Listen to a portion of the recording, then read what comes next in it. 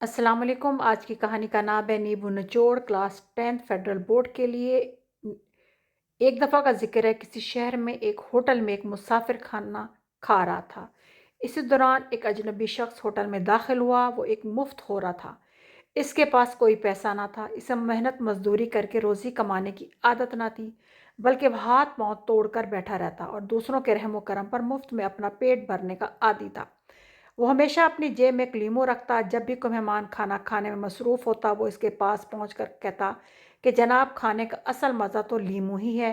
وہ مہمان بیچارہ اخلاقاً اسے شریک طعام یعنی کھانا کھانے کی دعوت دیتا اور اس طرح وہ مفت ہو رہا اپنا پیٹ بھر لیتا۔ اس دفعہ بھی اس نے بھی یہی حربہ یعنی طریقہ استعمال کیا۔